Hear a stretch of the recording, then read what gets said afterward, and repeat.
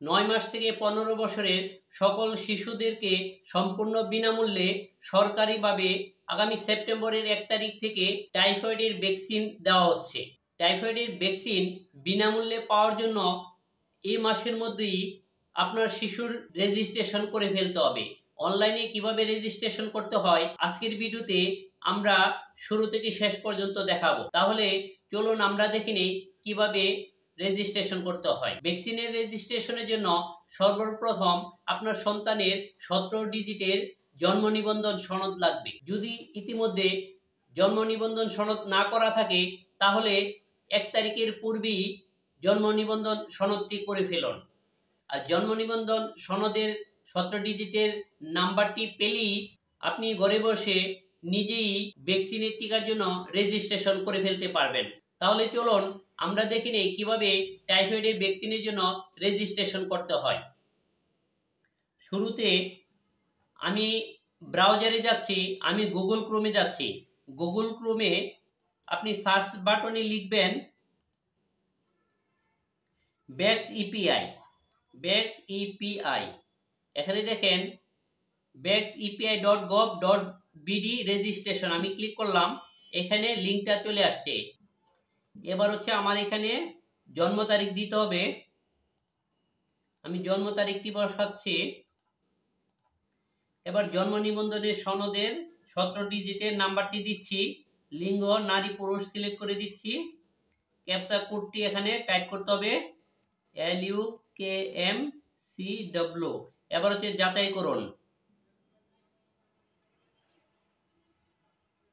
এবার দেখেন জন্ম নিবন্ধন সনদের নাম্বার, লিঙ্গ সবকিছু এখানে ডিটেলস চলে আসছে, ঠিক আছে। এবার হচ্ছে এখানে মোবাইল নাম্বারটা দিতে হবে।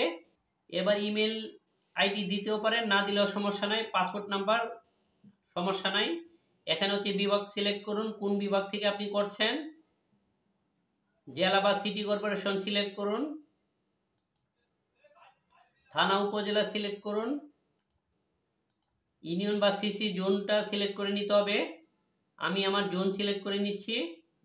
ওয়ার্ড সিলেক্ট করতে হবে, আপনি আপনার ওয়ার্ডটি সিলেক্ট করুন। গ্রাম বা মহল্লা লিখবেন। বাড়ি বা হোল্ডিং নাম্বারটা লিখুন, তারপরে সাবমিট করে দিন। আমি সাবমিট করে দিচ্ছি। এবার আপনার মোবাইলে একটি ওটিপি চলে আসছে, এটা হচ্ছে 5 মিনিটের মধ্যে ওটিপিটি ইউজ করতে হবে। এবার হচ্ছে আমি সাবমিট করব,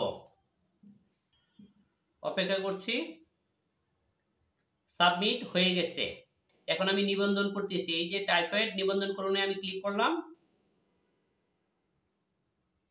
এবার হচ্ছে আমি নিবন্ধনকরণে ক্লিক করছি। এখানে দেখেন নিবন্ধনের ধরন সিলেক্ট করুন। শিক্ষা প্রতিষ্ঠানে অধ্যয়নরত নবম শ্রেণী ও সমমানের শিক্ষার্থী হলে এখানে ক্লিক করতে হবে। আর যদি শিক্ষা প্রতিষ্ঠান বহির্ভূত হয় 9 মাস থেকে 15 বছরের কম বয়সী সকল শিশু যদি হয় এটাতে ক্লিক করবেন। আপনার সন্তান যদি স্কুলে না যেয়ে থাকে সেক্ষেত্রে হচ্ছে বয়স যদি 9 মাস থেকে 15 বছরের মতো হয় তাহলে এটা ক্লিক করবেন। আর যদি স্কুলে অধ্যয়ন করে থাকে তাহলে হচ্ছে আমরা প্রথমটাই ক্লিক করব। শিক্ষা প্রতিষ্ঠানে অধ্যয়নরত নবম শ্রেণী ও সমমান পর্যন্ত সকল শিক্ষার্থী, আমি ক্লিক করলাম। ক্লিক করার পরে দেখেন আবার এখানে শিক্ষা প্রতিষ্ঠানের ইনফরমেশন চাবে, আমি বিভাগ সিলেক্ট করতেছি সিটি কর্পোরেশন, আমি এখানে দিয়ে দিচ্ছি জেলা বা সিটি কর্পোরেশন। থানা উপজেলা সিলেক্ট করুন। ইউনিয়ন বা সিসি জোন এখান থেকে নিয়ে নেবেন। ওয়ার্ড সিলেক্ট করুন। শিক্ষা প্রতিষ্ঠানের নাম, ঠিক আছে। এখানে বলতেছে আপনার শিক্ষা প্রতিষ্ঠান খুঁজে না পেলে নিকটস্থ শিক্ষা প্রতিষ্ঠানটি নির্বাচন করুন। এটাই হবে হচ্ছে আপনার ভ্যাকসিনের জন্য টিকা কেন্দ্র, ঠিক আছে। এই লিস্ট থেকে আপনি দেখবেন হচ্ছে আপনার স্কুলটি পাওয়া যায় কিনা। আমি স্কুলটি পেয়ে গেছি, সিলেক্ট করে দিলাম। এবার কোন শ্রেণীতে অধ্যয়ন করে সেটা লিখবেন।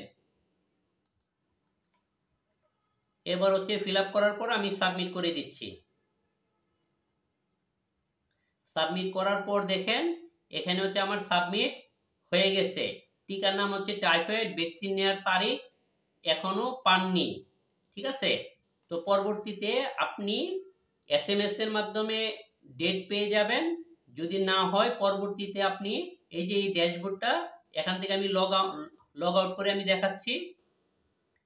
লগ আউট করে দেখানোর পূর্বে আমি টাইফয়েড ভ্যাকসিন কার্ডটি ডাউনলোড করে রেখে দিচ্ছি। ঠিক আছে, এই যে এখানে আমি যদি ক্লিক করি সেক্ষেত্রে আমার টিকা কার্ডটি ডাউনলোড হয়ে যাবে। এই আমার টিকা কার্ড।